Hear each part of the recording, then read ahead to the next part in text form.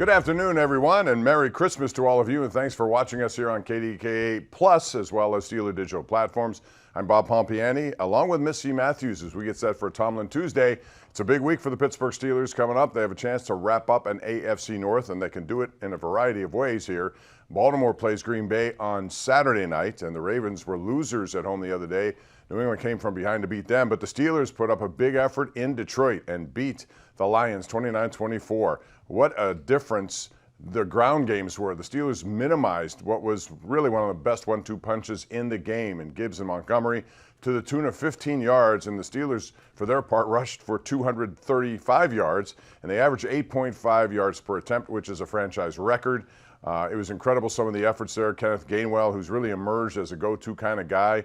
The offensive line, which has been challenged with some injuries, but Dylan Cook and company held their own against a good defensive team up front for sure, and the Steelers come away with a win there, even though it was kind of a chaotic ending in that game where they somehow allowed a touchdown, even though it looked like forward progress was stopped with Amon-Ra St. Brown. It continued to move on. However, there was pass interference, and that was clear. And I think the Steelers knew once there was OPI that nothing mattered after that, so the game was going to end. But, of course, it took a while to sort that all out. But the final result is one that got the Steelers to 9 wins and 6 losses. And the Ravens right now need to do work, and they're going to probably have some injuries that they have to deal with as well. As far as the Steelers are concerned, in addition to that, they made some really good defensive plays, especially early in the game. You might remember the goal line stand, second possession of the game for the Lions, where they had a first and goal from the 4-yard line, and some individuals who hadn't played a lot stepped up, like Jack Sawyer had a tackle for loss in that game. They went for it on 4th down, and they were denied. I thought Derek Harmon, his presence made a big difference, and he had to go against Penei Sewell, one of the best in the game, and he held his own, if not won that battle largely. So, again, the Steelers have dealt with a lot of different issues there in terms of personnel and injuries, and Mike Tomlin, as he said last week in his press conference, I'm not going to ask you to be patient. I'm going to ask you to work while you wait. And pretty much how it worked out with a lot of these guys, Scotty Miller included, who came in with 3 receptions after having only 1 the entire season. All right, Mike Tomlin is ready to go with his weekly press conference. Let's go to him right now. Good afternoon. As always, I'll start with a brief synopsis, if you will, of the last performance. And there certainly was a lot of significant things that transpired in that game. And it's just good to win games like that. I just think there's individual and collective growth when you come through the other side of tough circumstances like that. And certainly there were a lot in the game. A lot's been written and said about the spectacular play, for example, by Kenny Gainwell that allowed us to go into the halftime tied 10-10. And certainly it was a spectacular play. But when I think about that possession, I think about those converted 3rd downs. The first one by Pat Freiermuth, I think on 3rd down and 10. And then I think there were 2 more by Adam Thielen that were 3rd down and 10, 3rd down and 11 like conversions. And to be quite honest with you, if we don't make those conversions, you don't get to hear about the quality play that Kenny made. And certainly, probably equally as important, we punt the ball away, and they're probably coming back at us with an attempt or opportunity to extend the lead prior to the half. And so certainly the Kenny play was significant, but the whole sequence, those 3rd down and 10, 3rd down and 11 conversions that preceded it were equally as significant for a lot of reasons. And it's just good to rise up in moments like that as a collective. And I just think it's important that we recognize it. That's why we came together yesterday, man, to really analyze this tape and void the victory Monday, if you will, because it was just so much growth and so many things to lay to bed and gain an understanding of and appreciate, because we got to do more of that as the road gets narrow, certainly. I thought situational football was big. We won a tight red zone sequence there early in the game. We certainly knew that Detroit is an aggressive group, particularly early in the game in that area in the search for 7 points. I thought that sequence of events where we stood up and won that sequence was big. I thought equally as important was the backed up offense that followed. We didn't produce a scoring drive, but we had an earned first down, and it's so significant to get earned first downs when you're backed up. It gives you room to operate. It minimizes the potential of a subsequent score. if you punt the ball away. I think on that third down we hit Calvin Austin on our sideline, and that was big. By the same token, I thought we did a really good job in backed up defense. When we did turn the ball over with Darnell going in, our defense took the field and stymied their running game, and then on third down, we got a sack by Kyle Duggar that was significant. And so we played really good backed up offense. We played really good backed up defense in those examples, and certainly just a no blink component in our collective at the end of the game on the short field and just fighting down in and down out was significant. It certainly wasn't easy. We absorbed some penalties and so forth, but that's just a component of play. I just think largely, man, our guys cut their eyelids off, man, and didn't blink and stayed in the fight. And sometimes staying in the fight is probably the biggest asset in your hip pocket. And so that's what I mean when I say there's growth there. From an injury standpoint, we got a laundry list of things going on here. James Pierre worked out this morning. We'll see where that leads us. I'm sure he'll be limited, and we'll follow his progress throughout the week. No new update on TJ. I'm sure he's been in the building, but I'll gain further information about his potential participation at the early portions of the week and where that might lead. Siamalu, same thing, no update there. We had some Nick Herbig is looking optimistic in terms of game availability. He certainly will be limited in the early portions of the week. Some in-game things that happened. Brandon Echols with his groin. Don't know where that is. Certainly hopeful. We're certainly thin in the secondary, but that's life this time of year. We'll see where his participation might pick up as we push through the week, and thus his availability. Jalen Warren should be limited at the early portions of the week. Spencer Anderson likewise, but we're optimistic that both guys will be available to us. As always, we'll do what's appropriate in terms of working hard and smart in an effort to get these guys and others to the stadium ready mentally and certainly in the best physical shape that we can get them in an effort to do so. Now on to Cleveland. Been looking at these guys quite a bit and certainly working with an edge as I sit here today at the doorstep of winning the division, man. I just don't take this opportunity lightly. Divisions are won on the road in those hostile environments in those opposing cities. And certainly we've had our issues in recent years in Cleveland. And so with that understanding, we're preparing with an edge. We were in a similar circumstance a year ago at the doorstep in Baltimore and wasn't able to get it done. And so I'm excited to be here, but also urgent about where we are. Got a lot of respect for this group, and I'll start first with their defense. Quite frankly, they're the number one unit in the AFC North. They are. Statistically, they're better than any other unit in the North offensively or defensively. They got what appears to be a slam dunk defensive player of the year. They got what appears to be a slam dunk defensive rookie of the year in their front seven. Myles Garrett has certainly been an issue for us in that venue. I think he's had 5 sacks against us in our last 2 trips, neither of which we won. And so we understand the gravity of what we're going into and how they engineer victory and who's significant in doing so. He's at the doorstep of history, and so we certainly have respect for that. They got a quality, experienced coordinator in Jim Swartz who does a nice job dividing the labor up and really getting after people schematically. The environmental component of it, I'm sure, will be something to combat. It always is going to Cleveland, and so we got to put together a thoughtful plan. Certainly we could potentially lack some significant people and so forth, but again, that's life. We better put together a thoughtful plan in terms of how we divide the labor up and put ourselves in position to engineer victory. Looking at their offense, they've changed a lot since the last time we played them. The last time we played them, Kevin Stefanski was the play caller. Now Tommy Reese is, and certainly the quarterback has changed. Shador is doing a really good job. He's growing and growing with each week from an outsider's perspective. And I think it's always cool when you're growing with company. Certainly see him gravitating towards some young players whose roles are expanding since the last time we played him. Can't say enough about Fanning and what he's doing. I think he's got 70 catches and over 700 yards as a rookie tight end. It's pretty special. Isaiah Bond's role has grown in recent weeks, and you see Shedeur really looking for him down the field, and he's provided some splash for him.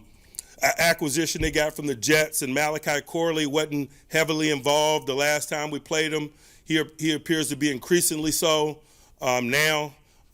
Reverses and so forth, man, really utilizing his skill set and providing some splash for him. Man, it's really unfortunate that their top young runner got hurt. I just got a lot of respect for that young man and how he plays, and certainly I never want to see anybody get hurt significantly that way. And so just sending well wishes to him, but also understanding that one man's misfortune is another person's opportunity. And so I'm sure they have some capable guys that have been working behind the scenes and readying themselves for their opportunity, and I certainly have respect for that and the potential of that, and the unknown component of that. We're no different, you know. Dylan Cook is getting a lot of attention for what he's providing us, but you know he's been working in the ranks for a long period of time, and I was never asking him to be patient, but simply to work while he waited, and it's paid off for him and us through his participation, and so that's through the lens that we see their running back position, and we certainly better be ready to minimize the run. It's kind of been a catalyst for us in recent weeks, our ability to improve our run game on offense and minimize opposing units' run game. And so I imagine this week will be no different. But there's a lot of things to discuss, man. These waters run deep in divisional play. I'm excited about it. I'm sure our team will be. We better put together a good plan. We better have a no-blink mentality. It's December. It's that time of year. We anticipate being challenged in a big way. That's life in this league. But that's what we love. The competitors that we are, we love that.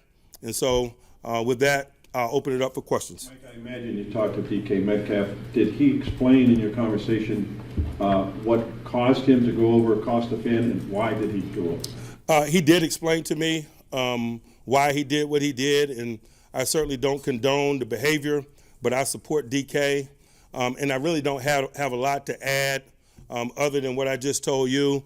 I think he has a hearing this afternoon, an appeals hearing, and I certainly don't want to weigh in prior to that, and certainly I've heard more recently that there might be legal ramifications, and so I better be careful about what I say and how I say it.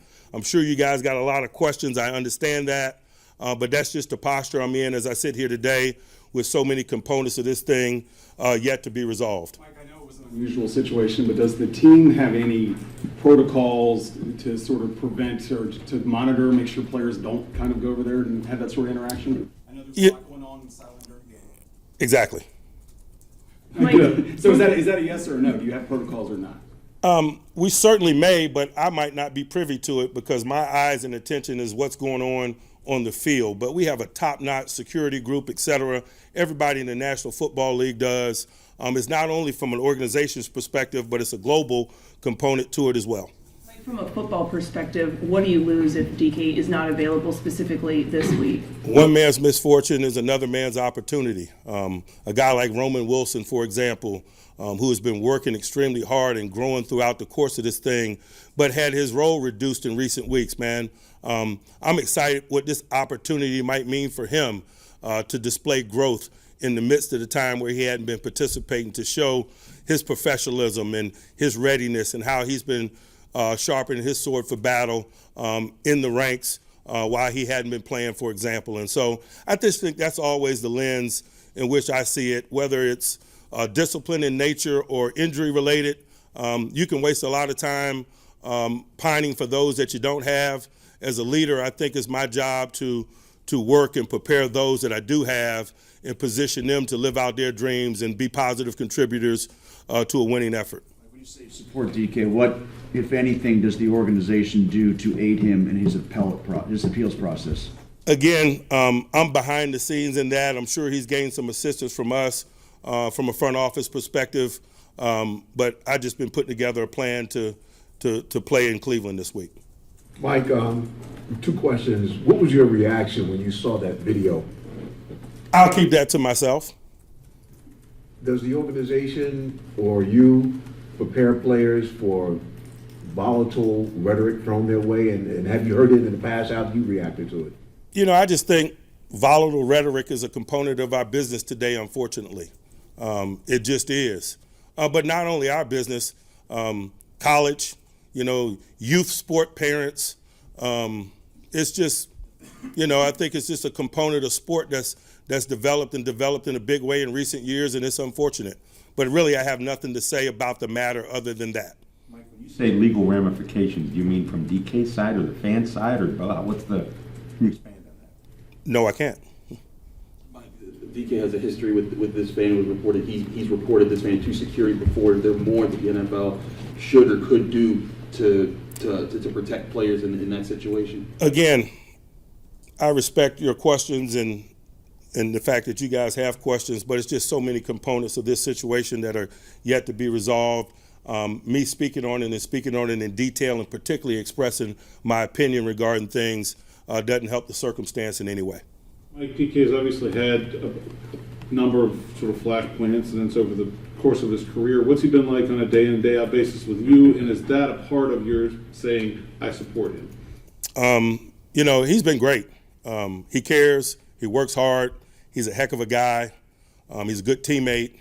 And that's why he's easy to support. Mike, excuse me, Mike, no TJ or Nick Herbig last week. Just how did you see that group step up, specifically Jack Hillier? Love the work that Jack gave us. Certainly love the work that Alex Highsmith gave us, although we anticipated it from him. But Jay Moon as well. But schematically and strategically, you don't replace TJ and Herbig, and we understood that. And that's why we talked a lot about destroying the pocket from the interior.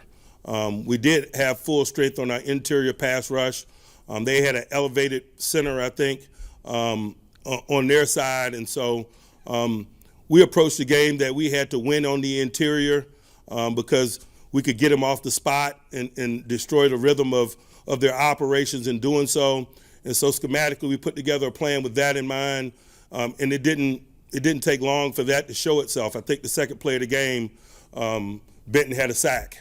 And so I just think that, you adapt, you do what it is that you need to do in an effort to engineer victory. We were strong inside. We lacked depth on the perimeter. We put the challenge to our interior people to impact the game in that way. We put some schematics behind it, and we went about playing. Is TJ at the stage where he's recovered from his procedure, and is this just about getting back into football shape for him at this point? I think that's a fair estimation, but again, I'll let him speak in terms of his medical. I think for me, to talk about injury is one thing. To talk about medical is something else. And so that's one of the reasons why I've been a little bit hesitant, besides my lack of expertise on the subject matter. Do you anticipate that TJ is ready to talk in the near future, maybe this week, about everything going on? I do. Do you anticipate him returning to practice then this week? Again, I don't have that information as I sit here today. I'm hopeful. Talked to Patrick Queen last week. He noted that something that he had to grow in this year was his communication with Terrell Austin. He said he would blow up and not fully express himself. But he said it was you that came to him and said, we have to fix this. What led to you stepping in, and how did that conversation lead? How does that impact your defense? Patrick is a heck of a player, but being the defensive quarterback is a new role for him. And he didn't have that responsibility, although he was a significant player for the Ravens. Roquan had those responsibilities. And so it's my job as a leader, man, to help guys grow where necessary, and certainly identified that as a space of growth for him. And it's really got nothing to do with playing. It's about absorbing the responsibility or the informal responsibility that comes with being defensive quarterback. And to his credit, man, he's not been resistant to it in any way. He's embraced the challenges, and I'm pretty transparent and challenging him in that way. But it's been a fun process. I like being a part of someone's individual growth and development, particularly the development of a leader. because there's benefit for him, there's benefit for the collective when you pour into that. Mike, if you find out. I'm sorry, you have a follow-up? Just a quick follow-up. How have you seen that lead into an increased performance from your defense, seeing that improvement from I think I could point to a lot of things that's a component of that. We've established some more stability within the unit over this journey. We absorbed a lot of attrition. We acquired new players that weren't with us in training camp, et cetera. And so to attribute that would be a stretch. There's many variables and many layers to that discussion.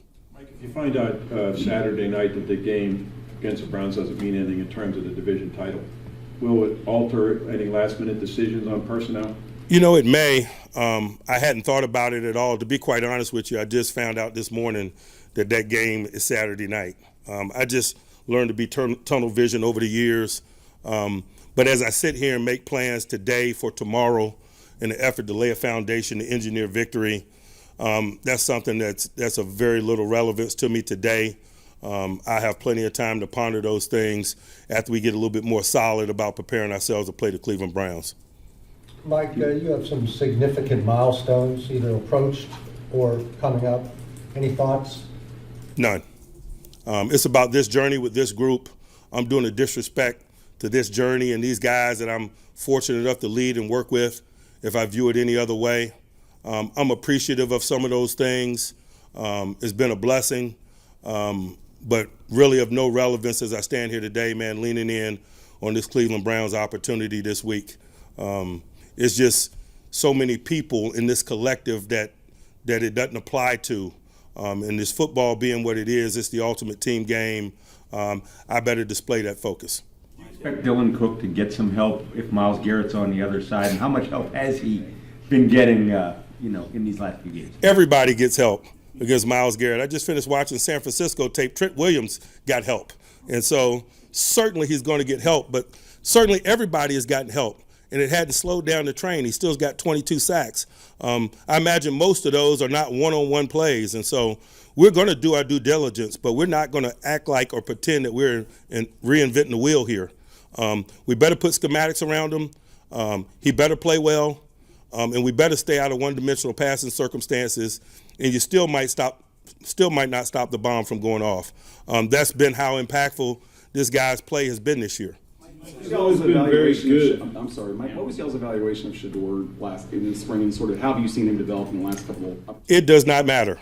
He's not a Pittsburgh Steeler.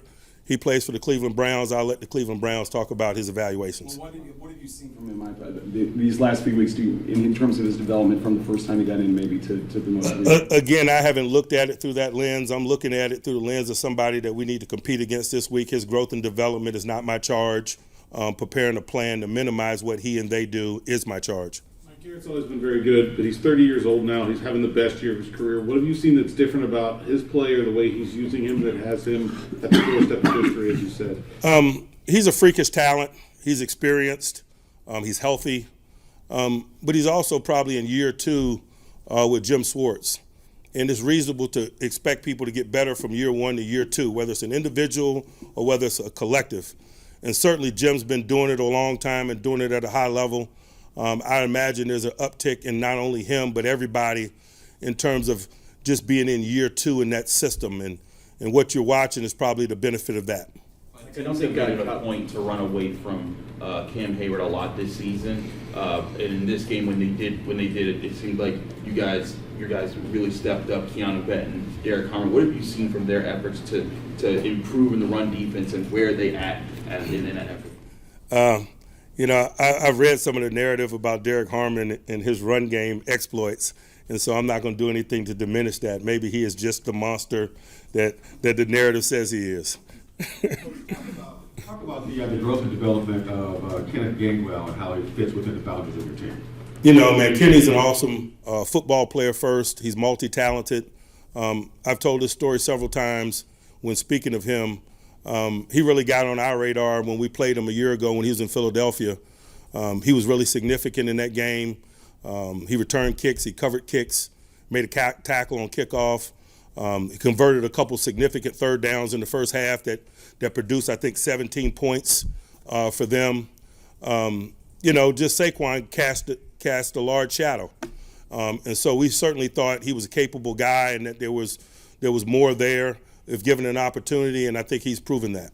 You mentioned you're going to prepare with an edge and that it's been a struggle at times in Cleveland. Why has it been? Why is Myles Garrett?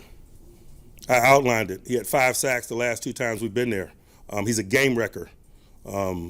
He provides the wave that others ride, and particularly in that environment when you're working on silent counts and one-dimensional passing circumstances, et cetera, it is significant. There were 4 very pivotal OPI calls in both directions in that game, particularly in the red zone. I know how cluttered it can get there, but is there a functionality to how play calling is taking place these days that are drawing those flags out, or have you found there's been an emphasis on the league to curtail that? No, sometimes officiating crews have personalities like units and teams. We scout officiating crews in a similar way.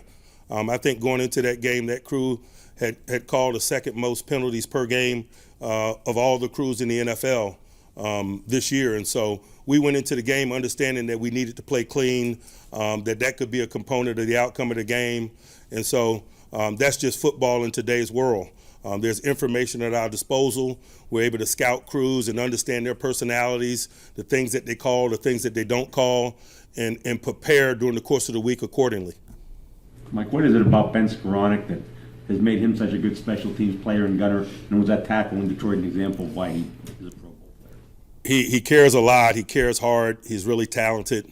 He's a football player first. And what I mean by that, he's a wideout who is a very good tackler.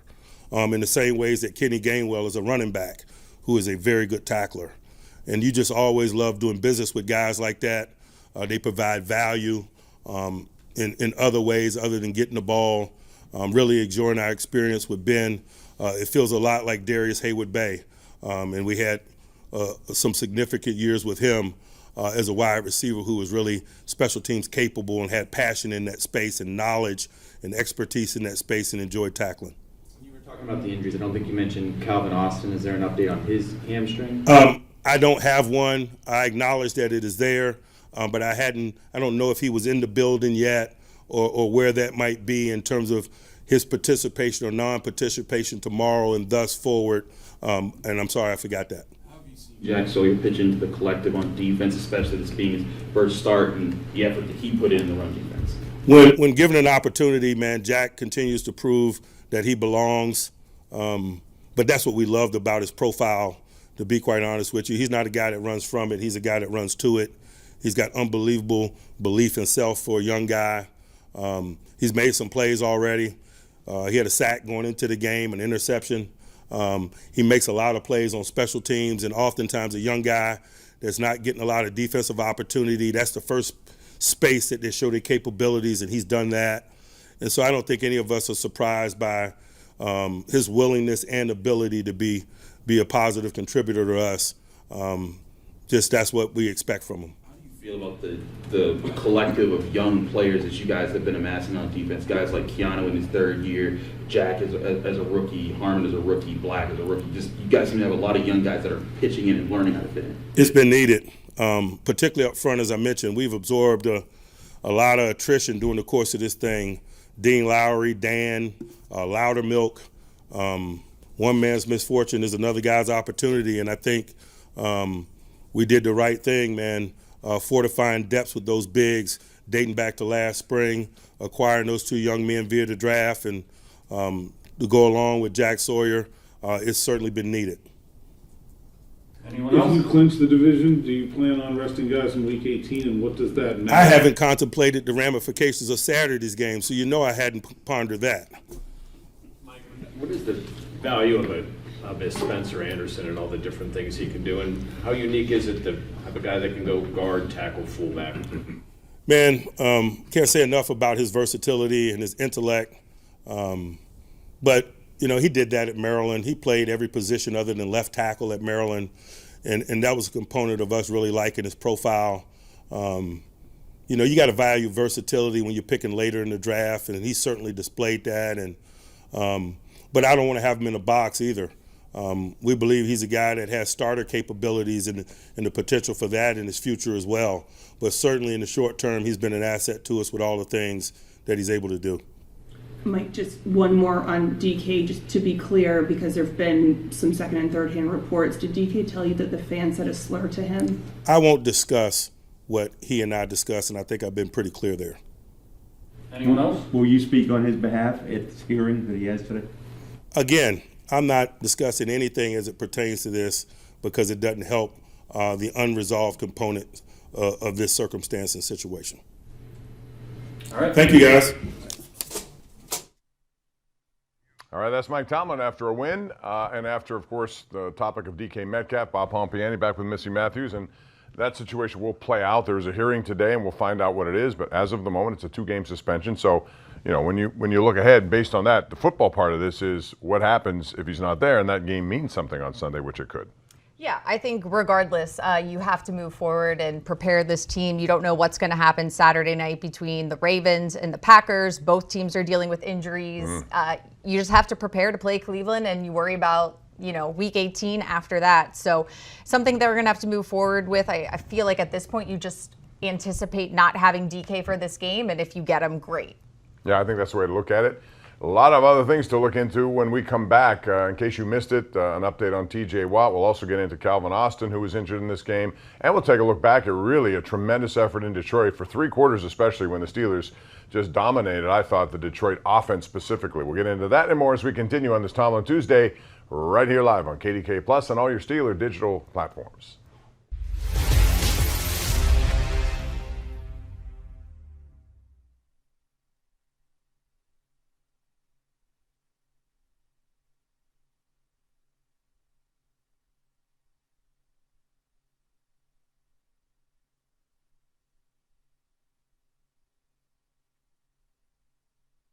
Get all your Steelers gear direct from the team. Shop the Steelers Pro Shop in-store or online for all things black and gold. You can get jerseys, hats, authentic memorabilia, custom gear, and exclusives you can't find anywhere else. And of course, get the ultimate Steelers game day accessory, the Terrible Towel. Steelers Nation shops here. Get your gear in-store or online at shop.steelers.com. Yeah, I mean, I thought they played fantastic, and AP was in there for a little bit as well because, you know, Spence was a little banged up. But I just really enjoy Dylan's energy and his confidence in the huddle. Thought he played really damn good. You know, I ran into a sack on the keeper early, so I was pissed about that, especially because it's Hutch and don't want to get him going. But I felt like we settled in really well, and ball was coming out. But there were times we had to hold it, and guys held up, and we took some shots down the field. But there was a number of third down conversions that really stemmed the tide, allowed us to get to 70 plays in the game, 8 for 16 on third down, some checks at the line of scrimmage that, you know, ball to Adam, fourth down to Scotty. I think Scotty came in with 1 catch, I believe, on the season, had 3 tonight, including a big third down on the sideline with a toe tap, a fourth down on an inbreaker. So really proud of Scotty, and Adam obviously made some big plays for us too.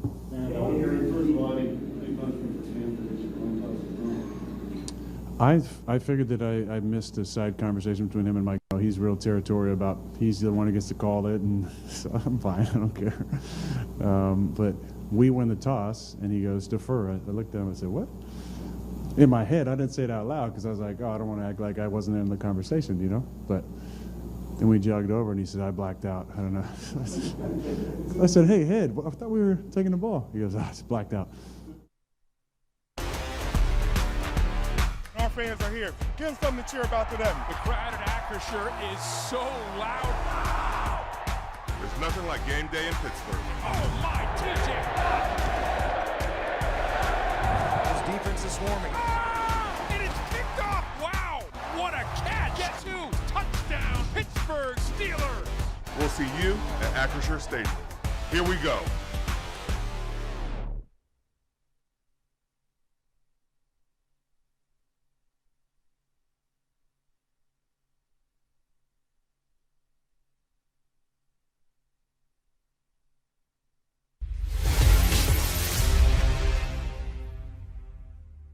It's kind of been a catalyst for us in recent weeks.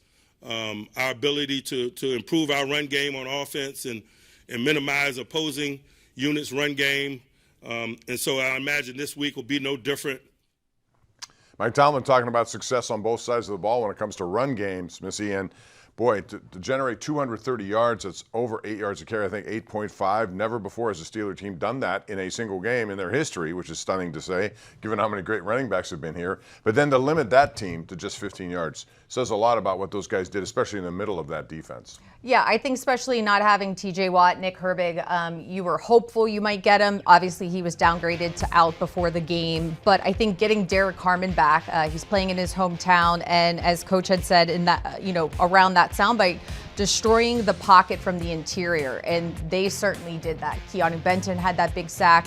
Y.A. Black had a great game. And Cam Hayward is always leading the way in terms of that. But you could just tell that, especially I think for Alex Highsmith and Jack Sawyer, Jeremiah Moon got in there. He's obviously been here before, but new to the team in terms of this portion of the season.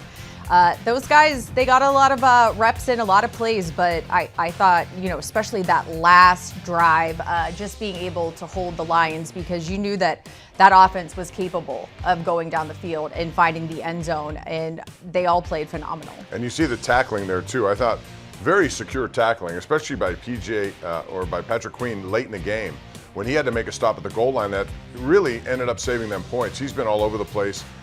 They were quick to the ball when they got there. They didn't make anyone, miss and get out of their grasp.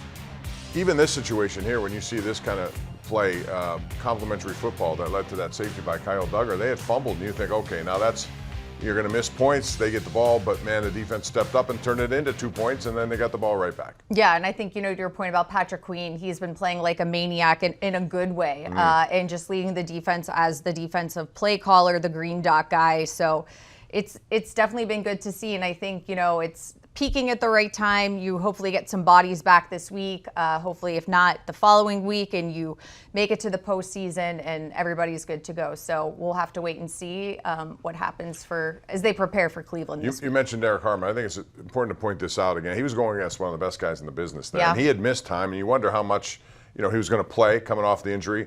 When he was out there, it was noticeable. And Cam Hayward continues to get better every single week. It's amazing. He does. He was throwing bodies around in there. Well, to be fair, it felt like Derek Harmon was able to go the week prior. Coach Tomlin kind of said that, but he's a young guy. And Harmon even said leading into the Detroit game, I was kind of mad at him. I really wanted to play. But it worked out, keeping him just another week of getting healthy. But, Cam is Cam. And I interviewed him post-game on the field for WDVE. And he happy, in shock of what happened, tired, but was still mad that they gave up too many points in the third quarter and was already, going down that train of what they can do better. So this is a defense that's improving.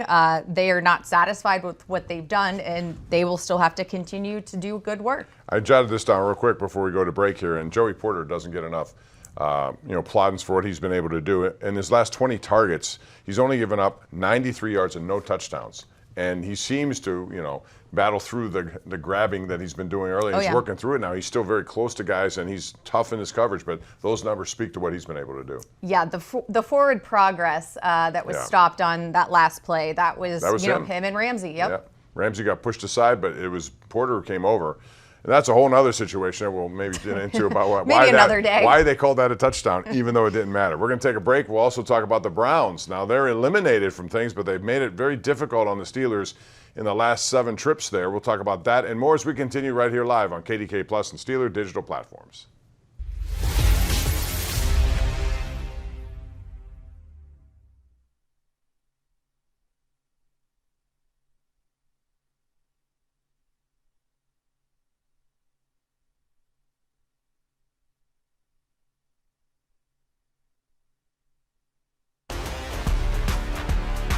Fans are here. Give them something to cheer about today. The crowd at Acrisure is so loud. There's nothing like game day in Pittsburgh. Oh my, TJ! This defense is swarming. It is kicked off. Wow, what a catch! Guess who? Touchdown, Pittsburgh Steelers. We'll see you at Acrisure Stadium. Here we go.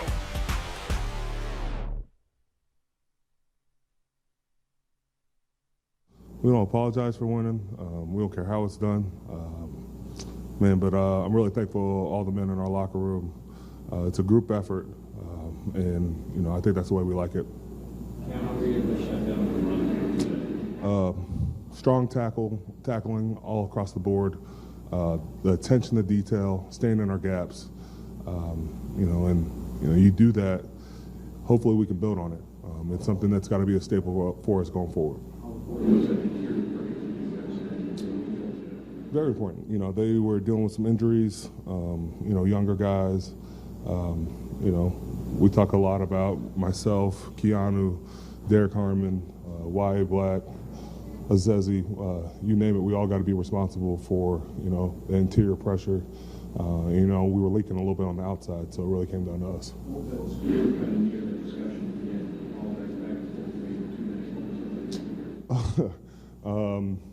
Well, we heard the whistle blown, so I didn't even see that Jared had the ball, so there was a lot going on there, and I was just asking for clarification on everything, but they weren't willing to share with me, so just kind of had to wait like everybody else.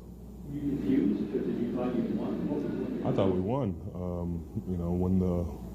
When he blew it dead, we kind of just stopped after that. So after that, I kind of just checked out. Get all your Steelers gear direct from the team. Shop the Steelers Pro Shop in-store or online for all things black and gold. You can get jerseys, hats, authentic memorabilia, custom gear, and exclusives you can't find anywhere else. And of course, get the ultimate Steelers game day accessory, the Terrible Towel. Steelers Nation shops here. Get your gear in-store or online at shop.steelers.com.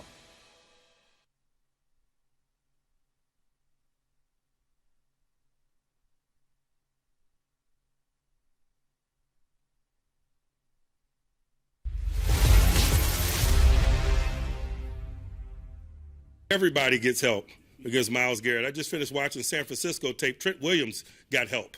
And so certainly he's going to get help, but certainly everybody has gotten help. And it had to slow down the train. He still's got 22 sacks. I imagine most of those are not one-on-one plays. And so we're going to do our due diligence, but we're not going to act like or pretend that we're reinventing the wheel here. We better put schematics around him. He better play well. And we better stay out of one-dimensional passing circumstances, and you still might not stop the bomb from going off. It's Mike Tomlin talking about Mr. Garrett, as he's been prone to do with certain guys, but I mean, that guy has been terrific this year. 22 sacks, although the last one he got a half sack, I thought was just given to him. It didn't look like he made contact. That's my view. Well, it was at home. That makes sense. It was at home, and I guess that's what they do. But still, the message is, even though they're out of this race, he can still be a destroyer. Plus, he has the incentive of setting this sack record over Watt and Strahan by doing it against the Pittsburgh Steelers, which I know the Steelers do not want that to happen. No, you never want to be on the wrong side of a record like that. I was hoping, because it felt like no matter what, with 3 games left, he was going to break the record. Why not do it against the Bills and Josh Allen so it's just over with?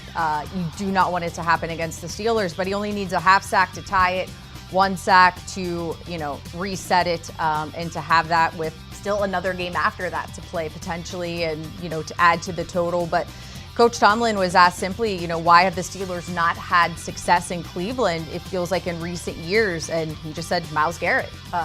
He is the reason why. And it is something that, you have to take into account. Going back to week 6, obviously the Steelers had a different left tackle at the time, but they were actually able to do a nice job with him. Different set of circumstance, different set of players so far removed from that game, but hopefully there's something they can take away from that of what worked and try to work it into a game plan this week to possibly eliminate him from getting the sack record, and more importantly, not hurting Aaron Rodgers and helping the Steelers get a win. Right, exactly. And that means Dylan Cook, who's been phenomenal. We haven't really talked about him so much in this show, but we should, because he's been in there. He's been here a few years. He's just waiting for the opportunity to get it. And last week he got it.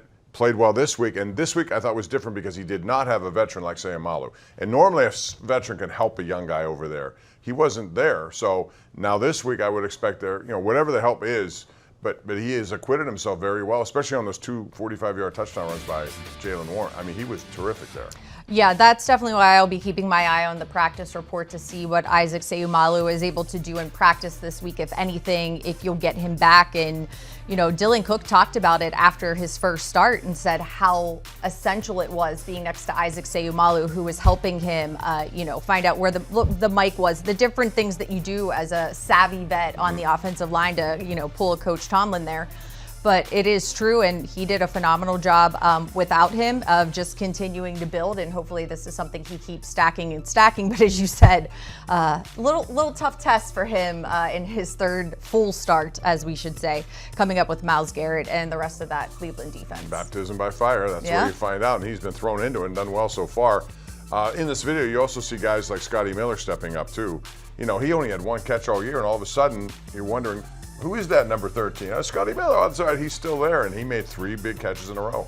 Oh, yeah. You know, I actually started thinking back to our last preseason game in Carolina. We were talking to Aaron Rodgers on the sideline and asked him about Scotty Miller because he was having such a great day. And, you know, Aaron, just all of the things that he said about him makes sense when you watch what they do now, the connection that they have, why Scotty is so reliable. I mean, the first time Scotty and Aaron met in Latrobe, he even said, you know, I remember that Tampa Bay game where you guys won the game. I remember your touchdown.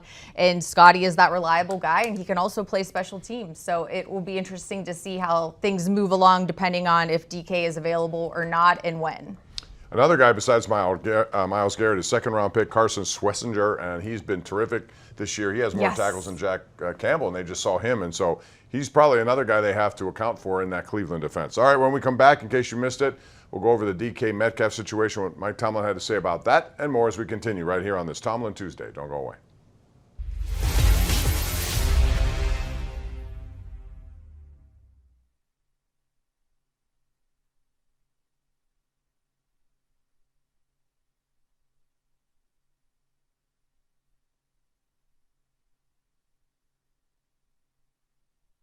Get all your Steelers gear direct from the team. Shop the Steelers Pro Shop in-store or online for all things black and gold. You can get jerseys, hats, authentic memorabilia, custom gear, and exclusives you can't find anywhere else. And of course, get the ultimate Steelers game day accessory, the Terrible Towel. Steelers Nation shops here. Get your gear in-store or online at shop.steelers.com. You know, it says everything. Both those runs, I believe I was untouched. And, you know, running behind those guys, it's a blessing. I had it in the league, no. Did you guys know that, or maybe think that you were going to have some splash plays in this game because they had such a high score? Oh, yeah, we knew what kind of game it was going to be. You know, watching film, they're, you know, obviously explosive on their side, so we knew what we had to bring to the table. Yeah, we've asked about your relationship with Kenny. What's it like after a game you guys both have explosive plays? You know, it just, you know, we talk about it all week. What we got to bring to the table, December ball, it takes what it takes. And so, you know, for it to show out today, it's huge. Yeah, that big drive, was like 9 minutes, jump in, field goal, then you get the ball back. Something like that. What's it say about your offense? You can have success in different ways. You can grind it out when you have to. Then you can also hit those big plays that way. It says, you know, I think it says a lot. We don't ever get down by the last play, however it looked, however it may have looked. The best play is always the next play, and that's how we play. What made the tandem of you and Kenny work so well today against Detroit? You know, I guess you could say we're both, you know, ballers. Kenny, you see what Kenny brings to the table.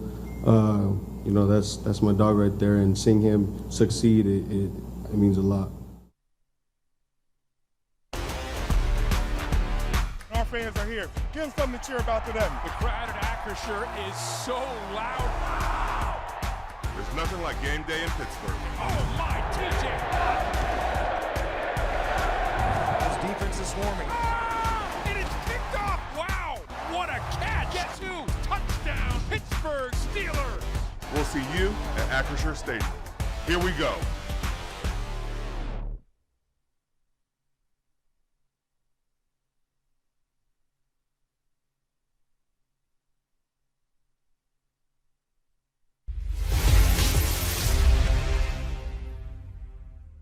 He's a wideout who is a very good tackler, in the same ways that Kenny Gainwell is a running back who is a very good tackler. And you just always love doing business with guys like that. They provide value in other ways other than getting the ball. Really enjoying our experience with Ben. It feels a lot like Darius Haywood-Bay, and we had some significant years with him as a wide receiver who was really special teams capable and had passion in that space and knowledge and expertise in that space and enjoyed tackling. All right, welcome back, everyone. That was Coach Tomlin talking about Ben Skowronek, Skro Dirt, whatever you'd like to call him, but making his first Pro Bowl in terms of special teams. Two other Steelers getting the nod today as the league announced it, Jalen Ramsey and also TJ Watt. But for Ben Skowronek, you know, playing with a cast on his hand, not wanting to miss any time, any games, just the effort that he gives, not only on special teams, but offense, not afraid to block, to say the least, and a very vital part of this team. Absolutely. And when you see, you know, I don't think people realize how much those special teams guys go through. I mean, to run down the length of the field, and you got two guys on him normally, he's trying to battle through. He did run out of bounds last week and got called for, but I mean, that is a tough assignment for anyone to do. And yet, when he gets on the field, it seems like Aaron Rodgers has this confidence in him that he would, if he's available, he's going to go to him with trust. Absolutely. I think that goes back, not to keep bringing up Latrobe, but Aaron Rodgers had his open door policy in his dorm room, and he said that it got to the point where Ben didn't knock anymore. He just came in, wanted to learn from him, wanted to, you know, gain as much knowledge as possible. So it's definitely, even when DK filled in for him when his hand was hurt, he thought that Ben was going to stay off the field in Baltimore. He was going to go in and to play gunner. Ben actually just flipped sides, and DK said, I never want to do that again.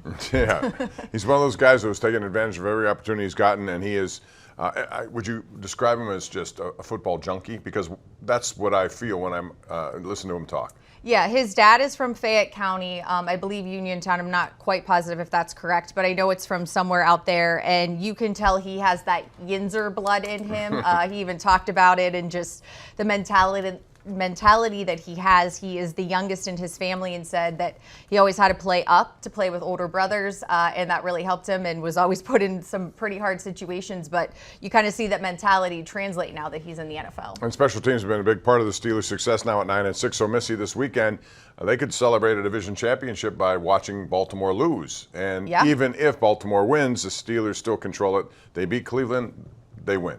Yes, and I think going back to last year, I remember being in Baltimore for that regular season game, knowing that they had control of the AFC North, and clearly things did not go their way from that point forward, it felt like, really. But to know that this can happen in Cleveland this week, two different ways, hopefully whichever way it happens, I don't really care. But I just want it to happen. It would be the first division title since 2020. Right. And you avoid, with that last head-to-head game against Baltimore, that's the last thing you want, is to have that game mean something, because then it drags them right back into the conversation where they can control by winning. So that's what lies ahead coming up this weekend. Again, the Steelers and Browns, 1 o'clock on KDK. When we come back, in case you tuned in late, Mike Tomlin did speak about DK Metcalf. We'll talk about the ramifications of that, how it affects their team, and who plays and who doesn't, all coming up when we continue.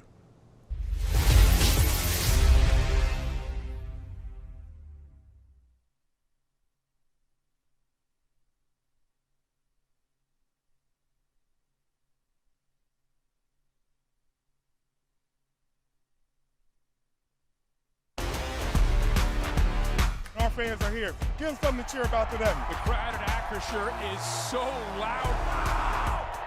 There's nothing like game day in Pittsburgh. Oh my, TJ! His defense is swarming. It is picked up! Wow! What a catch! Guess who? Touchdown, Pittsburgh Steelers! We'll see you at Acrisure Stadium. Here we go.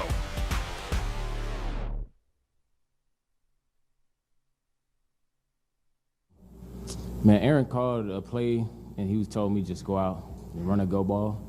You know, man, it take unbelievable concentration to catch a ball like that. I kind of lost it for a minute in the light, and then last second it came to me. I just put my hand on the ground, and I don't know how I caught that, you know, but caught it. Never give up on the play. Just go score.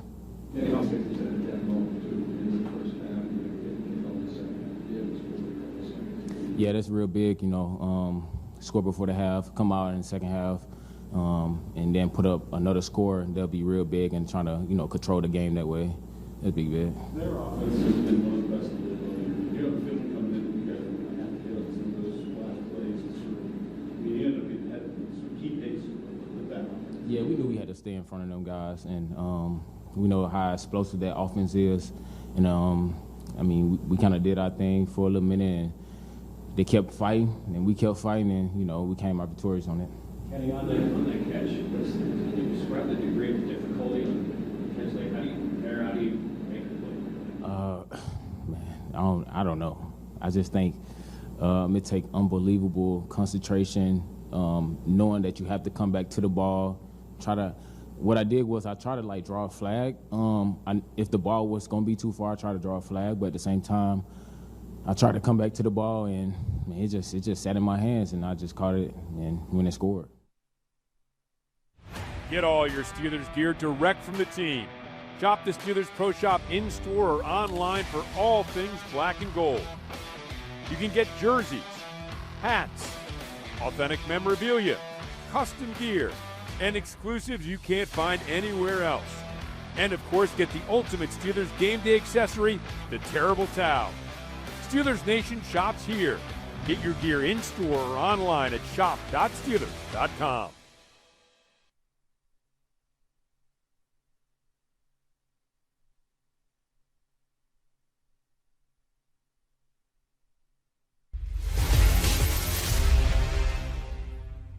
One man's misfortune is another man's opportunity. A guy like Roman Wilson, for example, who has been working extremely hard and growing throughout the course of this thing, but had his role reduced in recent weeks, man. I'm excited what this opportunity might mean for him to display growth in the midst of the time where he hadn't been participating, to show his professionalism and his readiness and how he's been sharpening his sword for battle in the ranks. So that's Mike Tomlin talking about DK Metcalf. Again, suspension is 2 games. They're having a appeals hearing today. We'll find out if that changes at all, but they have to plan, and that means other guys have to get opportunities, and Calvin Austin may also be out, depending on what happens with him. Right, and it goes back, we were just talking about Scotty Miller. You bring in Adam Thielen, MVS, signing him to the active roster so that no one else could get him when he was on the practice squad. Those are all things that are really coming into play now, especially, as you said, if Calvin Austin isn't able to go. He injured his hamstring in the game in Detroit. So something we'll have to watch out for, but for number 10, a big opportunity, as Coach said. Absolutely. All right, that's going to do it for us. Missy, Merry Christmas to all our viewers out there. Thanks for joining us. Merry Christmas. Hopefully the Steelers can deliver another Christmas gift for you this coming weekend. Thanks for joining us. We'll see you again next Tuesday for another edition of the Mike Tomlin Press Conference Show.